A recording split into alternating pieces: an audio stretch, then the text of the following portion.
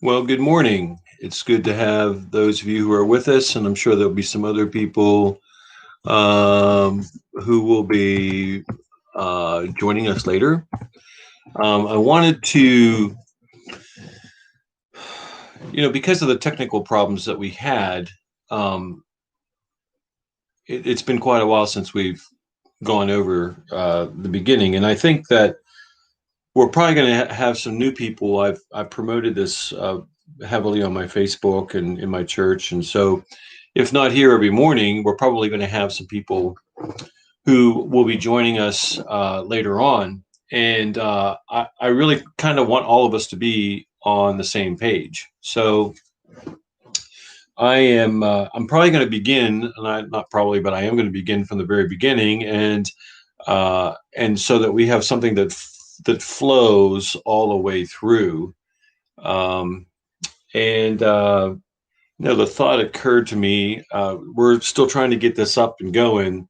That Well, I guess people would know that if what you're linking to says chapter 8, that's what originally was put there, but it's really going to be this chapter 8 is going to be retitled to introduction. So we just saw that this morning, and so we want to make that change. So in any case, we're going to start with the introduction. We're going to work our way through, and I have some new things for those of you who've heard me do this introduction before. We're probably going to layer some new things in here. So some of it will be new, and then we are going to go, on sequentially. I do want to say that each chapter will stand alone, so it's very helpful in that way. That even if you miss some, that you can still continue to follow along, and it can still be a very good, very positive experience. So, with that in mind, then I want to begin with the introduction. If you do not read this preface to the 1961 edition, in light of the Screwtape Letters, you're robbing yourself. This preface itself is wonderfully profound, and it has so much to say about how Lewis um, uh, went about this particular project and why.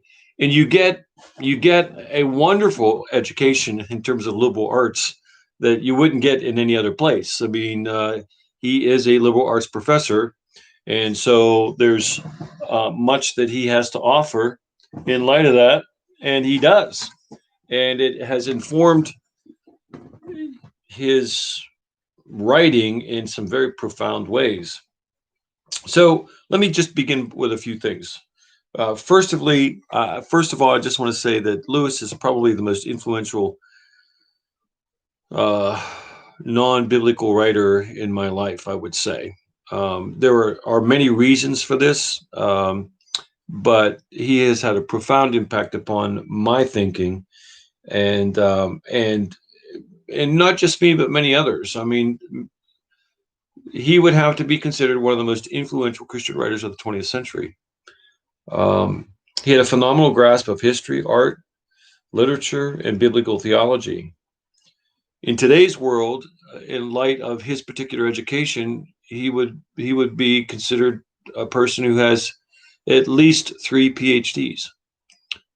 He was that well educated. Um, so, in terms of format, we're going to have about 45 to 60 minutes that we spend each Wednesday morning. Feel free to invite other people to be a part of this. It will always be posted later, so that if you can't see it today, you can see it at some other point. Um, you know, the you can pick up any book. The one that's listed as on this page is a yellow book. Um, the one I have is green. It's a 1961 edition, and I will try to help you follow along in whatever edition you have. And as we go along, it will get easier to follow along. The chapter certainly will be easier to follow along. So, the premise of the story is, what might it be like if you had a junior devil who was responsible uh, to tempt a person in such a way that they never make a commitment to Christ. But even if they do make a commitment to Christ, how you would tempt them in their life. And that junior devil is being mentored by a senior devil named Screwtape. So the junior devil is named Wormwood. The senior devil is named Screwtape. And Screwtape's job is to mentor Wormwood in the art of temptation for the destruction of whatever human they are responsible for, and to make sure that they end up in hell, where horrible things will happen to them. At the end of this book, also, I should mention, is another addendum, and it's entitled "Screwtape Proposes a Toast." It also helps to explain a lot of what is going on in light of this as well. I see that I'm wondering if people can hear me. If you can, I see that there's one person there. Can you write a message or something for me on your screen right below Conway Alliance Church there, just to let me know that you can be heard, because we're still trying to figure this thing out. So on the live chat feature, if you could say something, that would be good. If not, then we'll have to make some other kind of arrangements. But in the part where Screwtape proposes a toast, it really helps to sew up what the whole premise of the book is. And so it's a very important read as well. It's kind of dense, but it's important, and I will try to include this in my discussion here. So this particular book was written during the Second German War, and it appeared in the English newspaper called The Guardian, which is now extinct. Interestingly, there was, as Lewis records here, there was a country pastor who was reading the Screwtape letter articles that Lewis was publishing in The Guardian.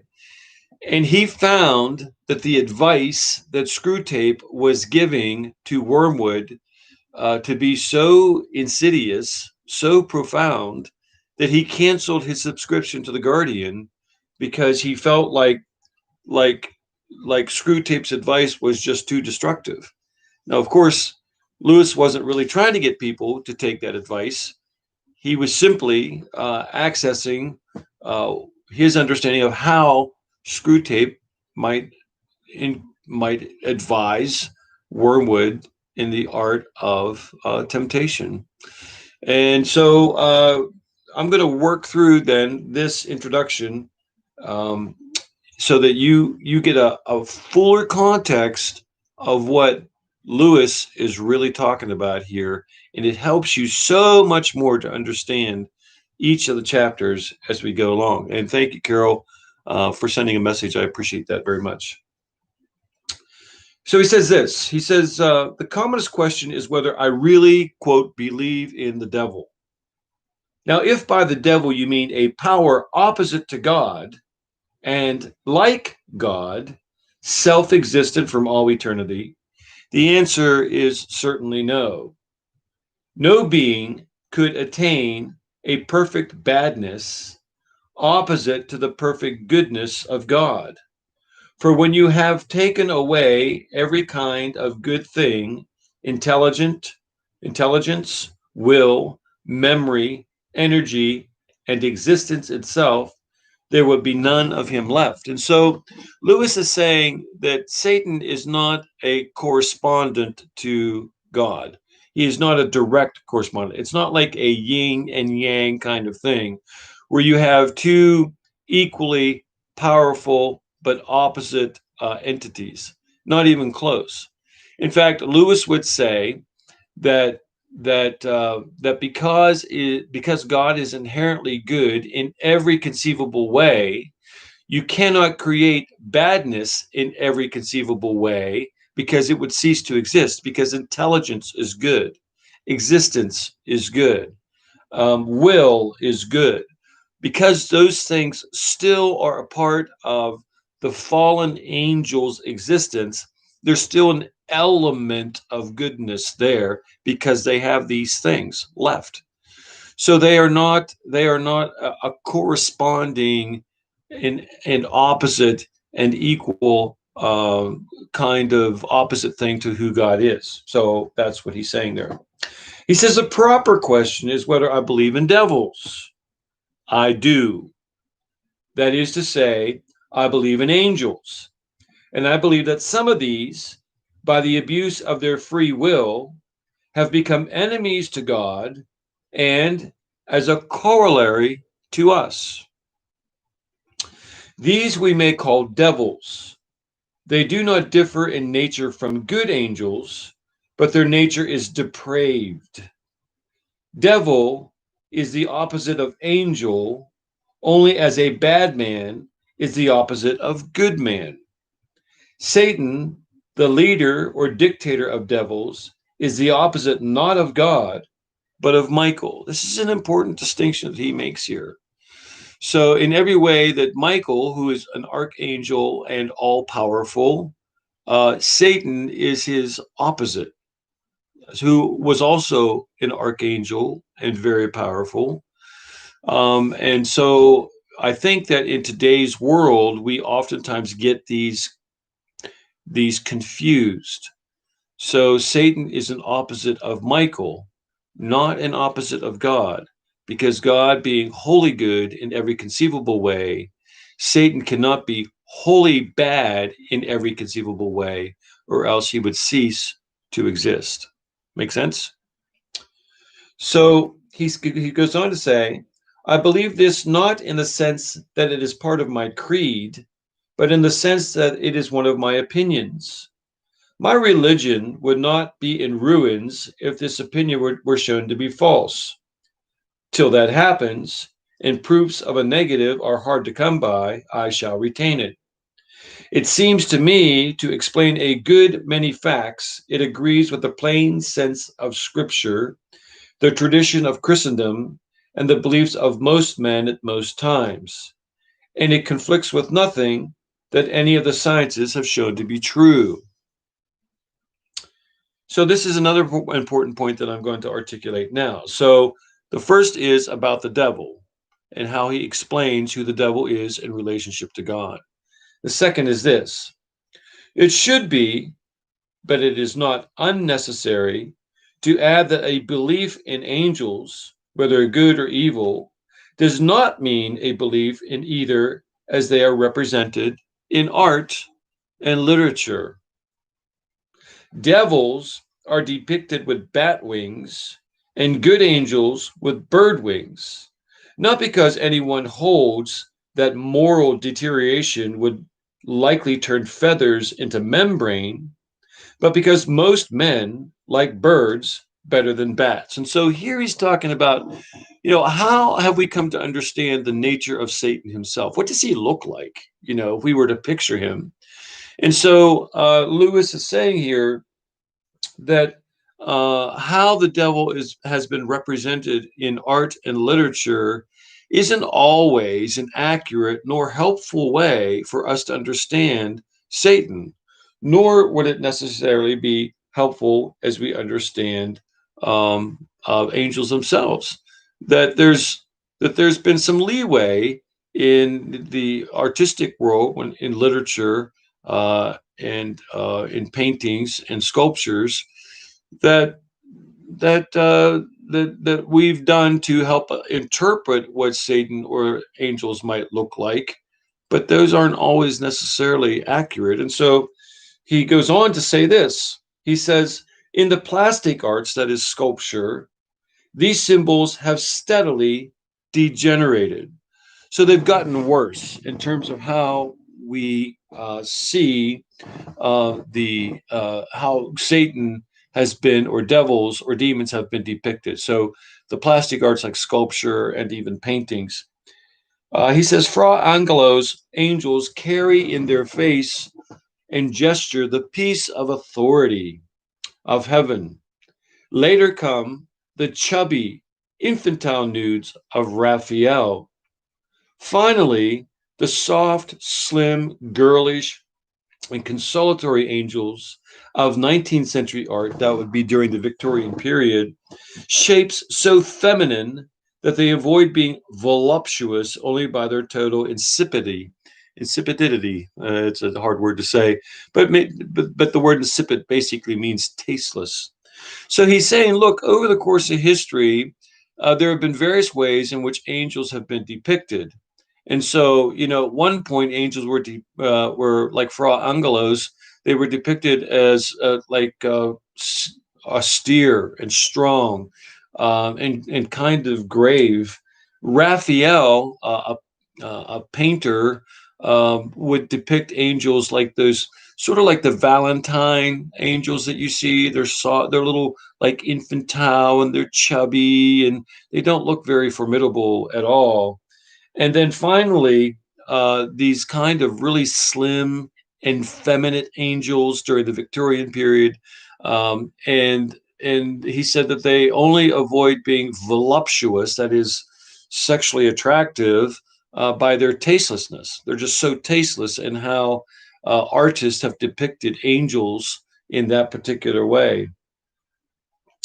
So he goes on to say, they are a pernicious, that is, an evil symbol. In scripture, the visitation of an angel is always alarming.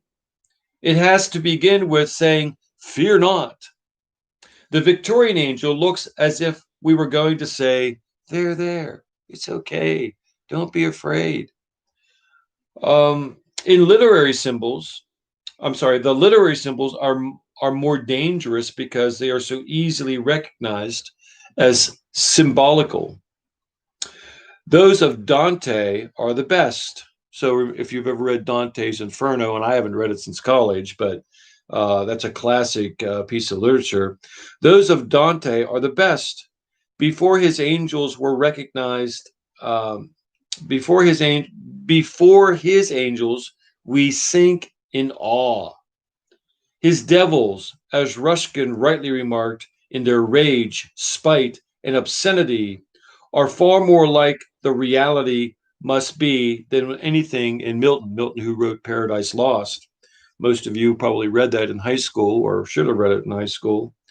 Milton's devils, by their grandeur and high poetry, have done great harm, he's saying, to how we understand, or ought to understand, the devil.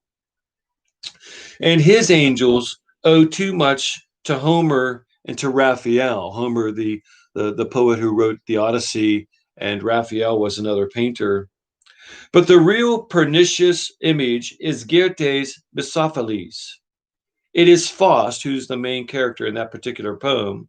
It is Faust, not he, who really exhibits the ruthless, sleepless, unsmiling concentration upon self, which is the mark of hell. So now Lewis is describing, or at least giving, some affirmation of what hell might really be like. And so he's saying that but the really pernicious image is Goethe's Mephistopheles.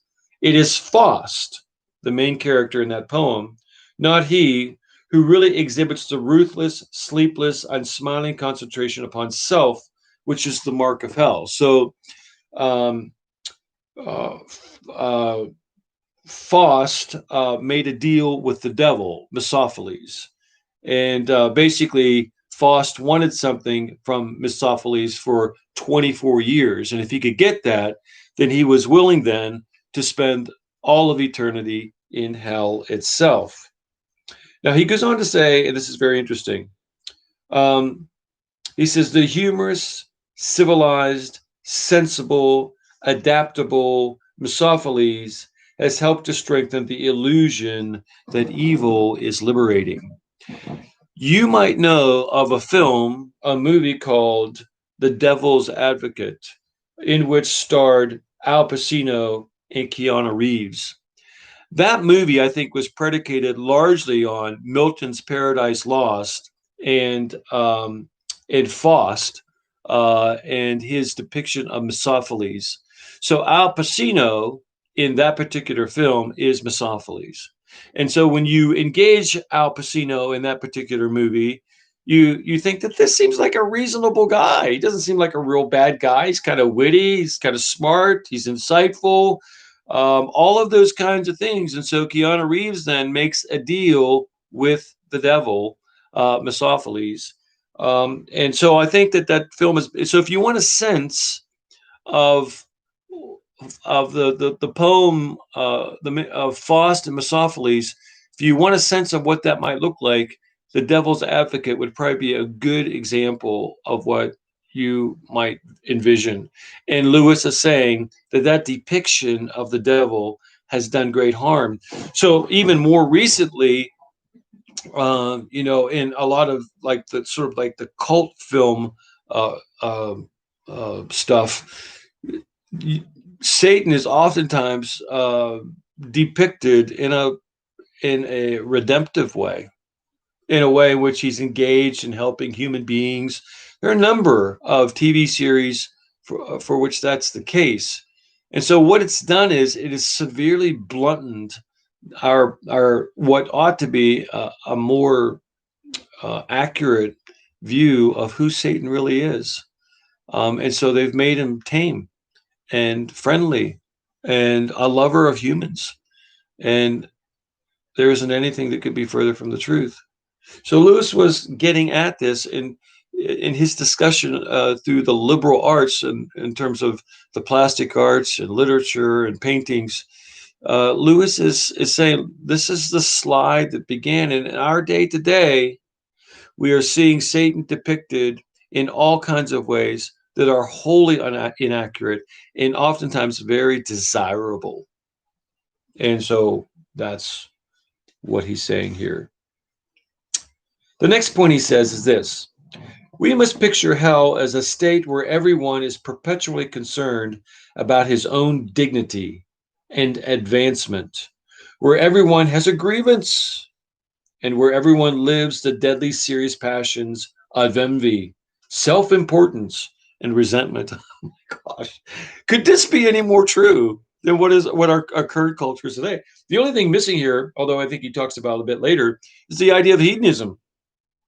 So so let me give you maybe give you a bit of a broader context here. So I'm going to go up to the top of the paragraph where it says, a little man may sometimes avoid some single error by making a great one.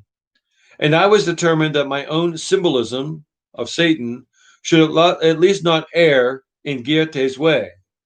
For humor involves a sense of proportion and the power of seeing yourself from the outside. Whatever else we attribute to beings who sinned through pride, we must not attribute this. Satan said, I'm sorry, whatever else we attribute to beings who sin through pride, we must not attribute this. Satan said Chesterton fell through force of gravity. We must picture hell as a state where everyone is perpetually concerned about his own dignity and advancement, where everyone has a grievance, where everyone lives the deadly serious passions of envy, self-importance, and resentment. And so Lewis is saying this is the nature of hell itself. This is how beings who are in hell still carry on with themselves, even there. That they're all concerned about those kinds of things, even in the midst of despair and rage and pain. He says, I like bats. And then so then he goes on and he describes what he thinks hell is like even more so.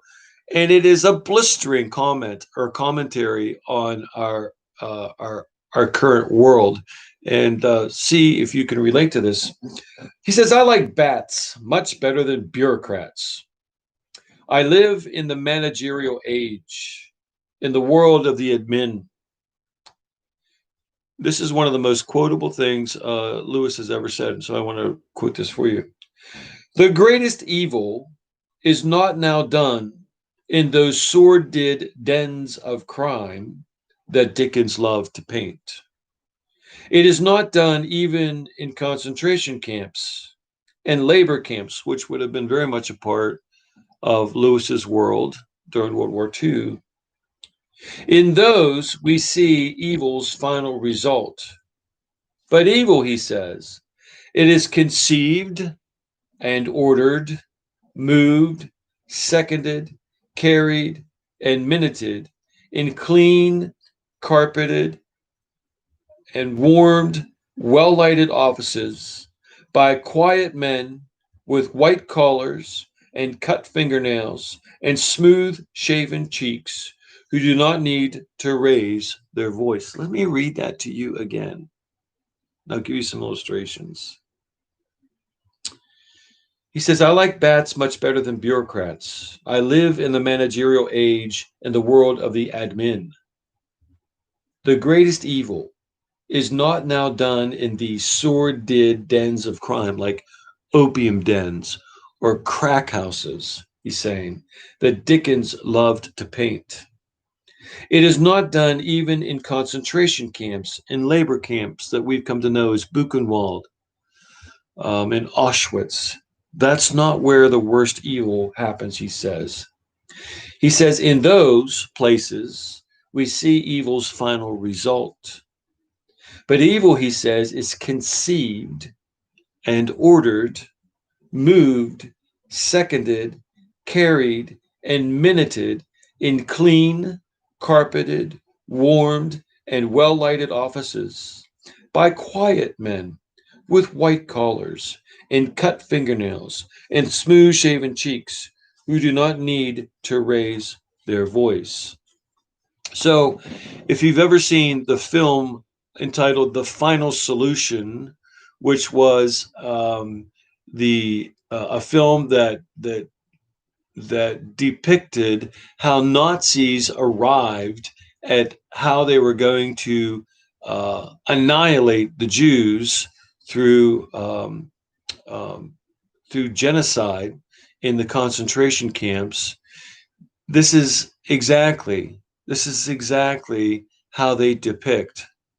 And I forget what edition I saw entitled "The Final Solution" because I think there are several, but it was just really startling the how the director captured the pristine nature, the well ordered climate, the expensive china, the polite orderlies and waiters who were waiting on them while they sat around this large table to discuss the annihilation of millions and millions of Jews and gypsies and communists. It's a stunning movie. You should see it. But let me also say this: that uh, you know, for many of us, the worst evil that and the largest evil that has been perpetuated in the history of man has been the abortion. So since 1973, for example, the USA has participated in about 65 million abortion deaths globally. Globally, um, just in 2019, there have been 57 million abortions performed globally. Since 1973, 72 billion abortions. And all of those decisions were made. All of the policies attached to them were made in this environment. It was conceived, they were ordered, they were moved, seconded, carried, and minuted in clean, carpeted, warmed, and well lighted offices by quiet men and women who were dressed nicely, who were manicured well, with smooth shaven, clean cheeks, who did not need to raise their voice with each other. Lewis could not have been any more prophetic. Very powerful about how he depicts the nature of evil and in our world And so he goes on to say, Milton has told us, devil with devil damned, firm concord holds. Now, this is kind of a cryptic statement. So he's going on to say, when we think of hell, then, and how hell is run very efficiently uh, and very, very effectively, um, and as like an administration, there are people in charge, there is a hierarchy. But how does that hierarchy hold together? And so he quotes Milton here. He says, devil with devil, damned, those devils in hell, firm, a strong arrangement holds. And he goes on to say, but how? Certainly not by friendship.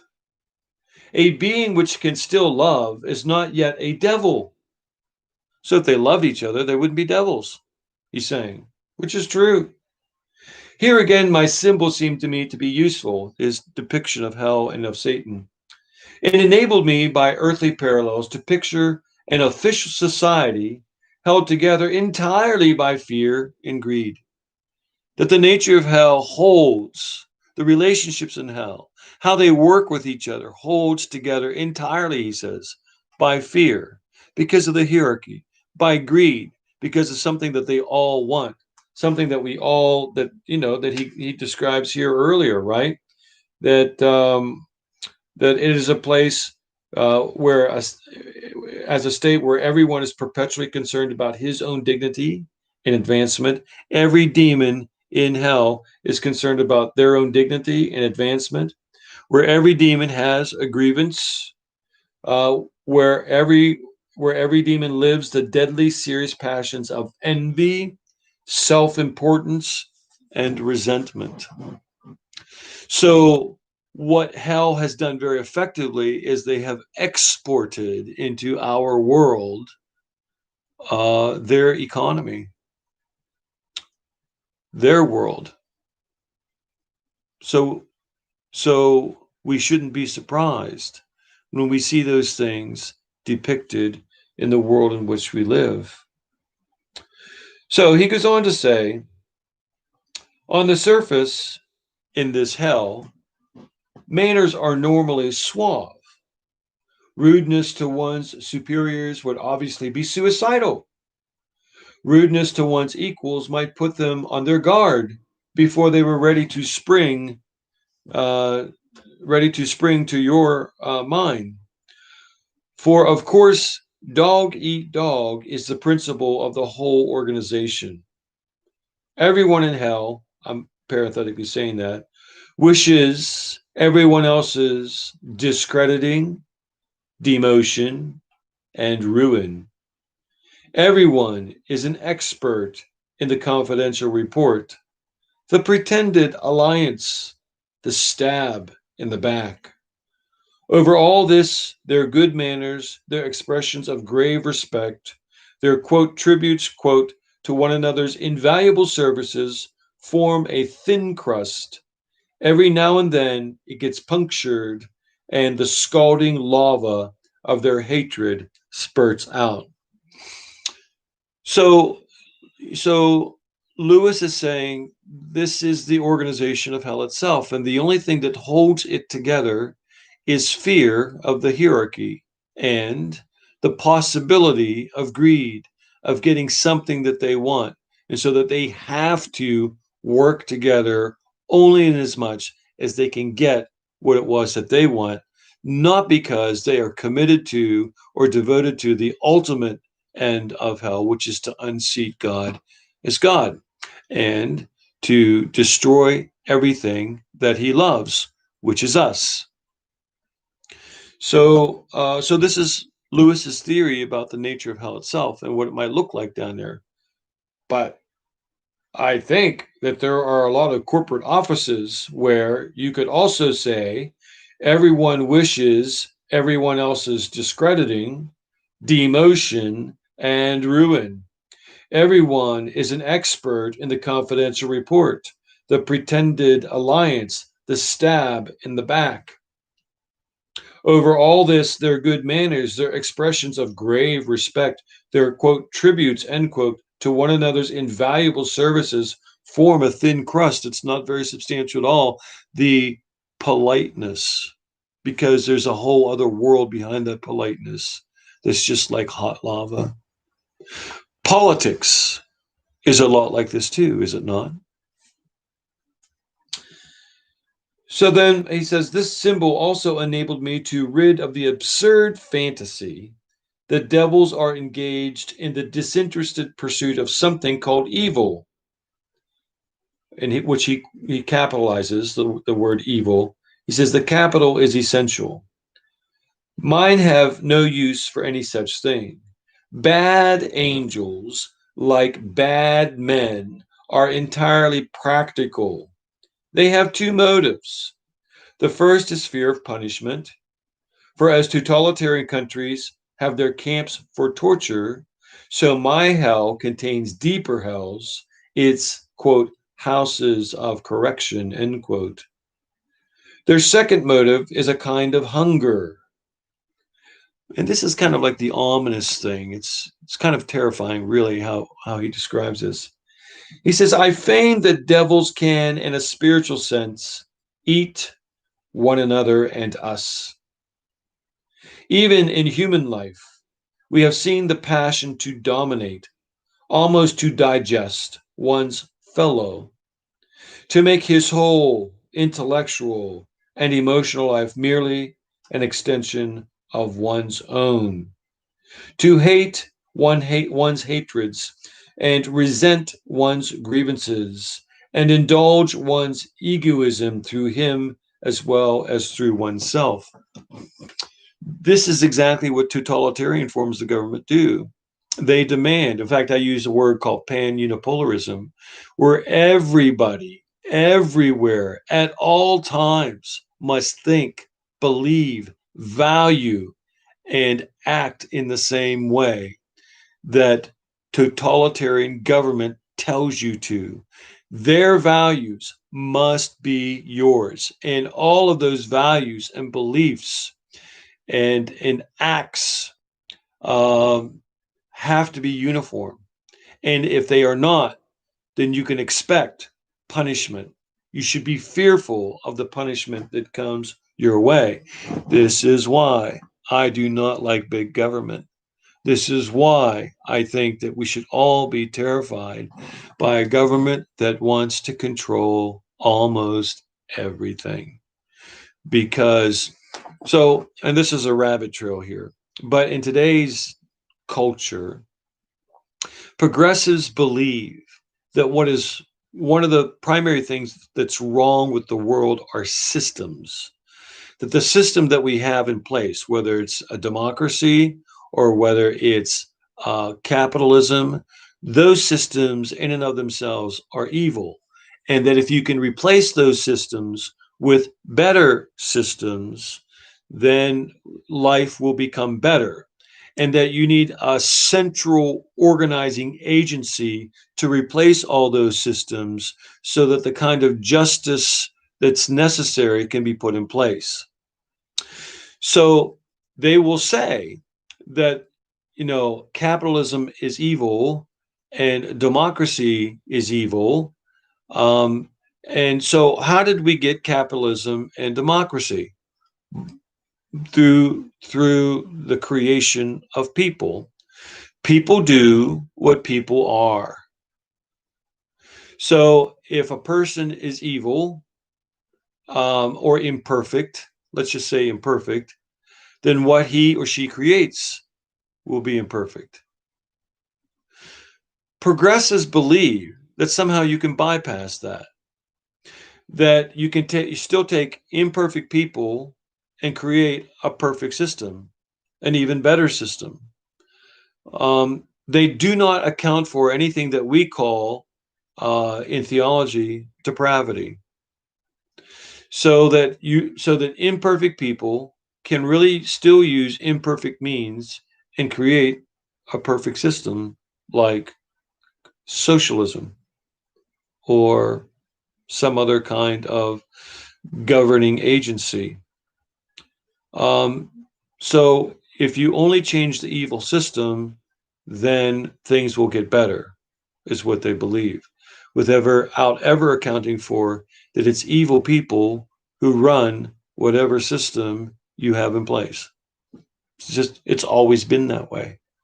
So what they want is they want you to trust them, that the new system that they will put in place will be put in place by people who are people of character, people with principle, and that those character oriented people, those principle oriented people, will always manage that system, and that they will manage it in such a way that the system will be immune to um, any manipulation from evil people.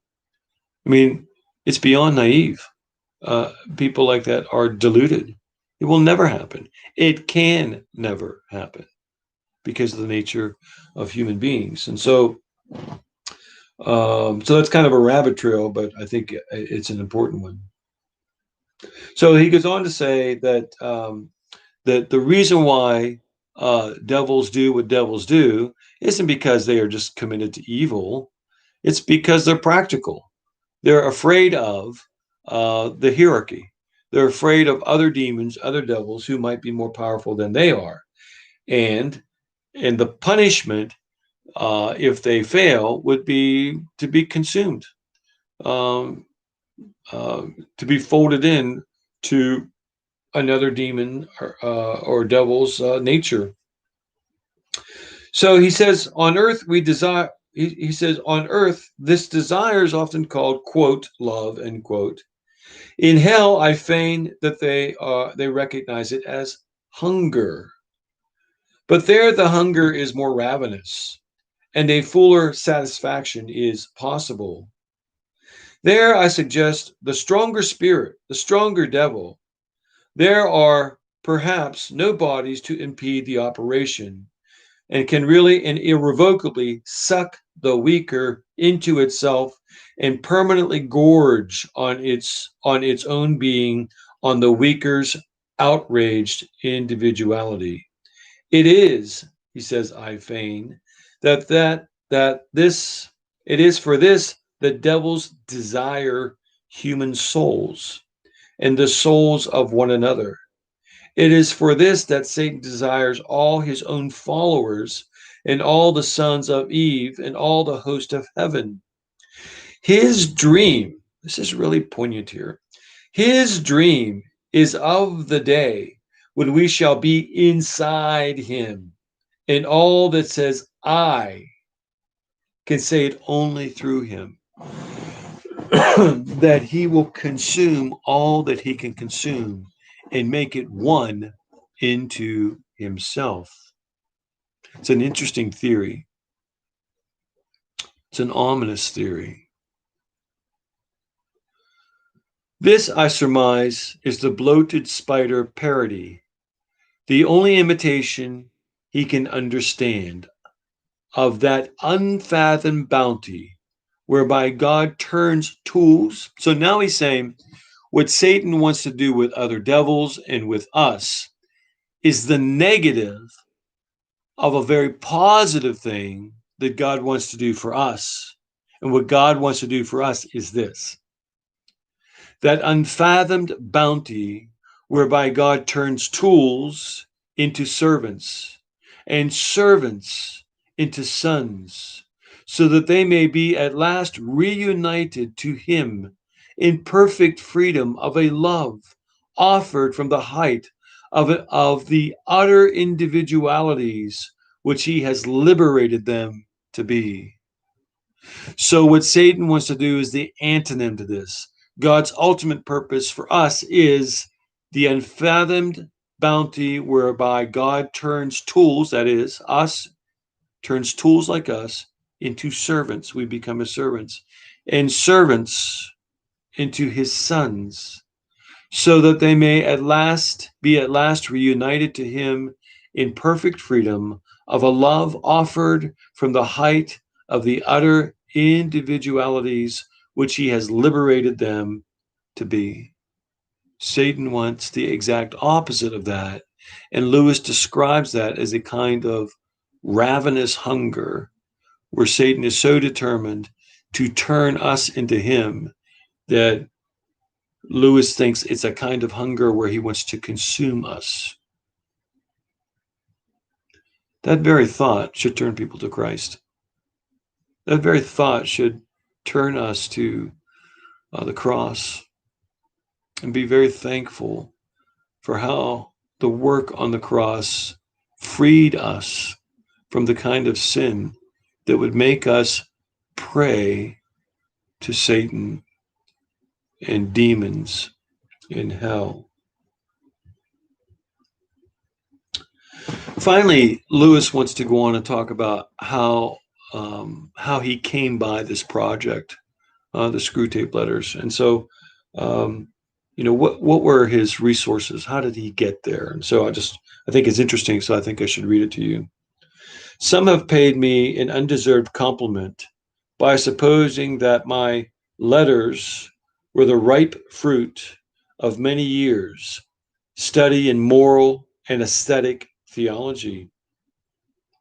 They forgot that there's an equally reliable, though less credible, way of learning how temptation works. He says, quote, "My heart," end quote. I need no others.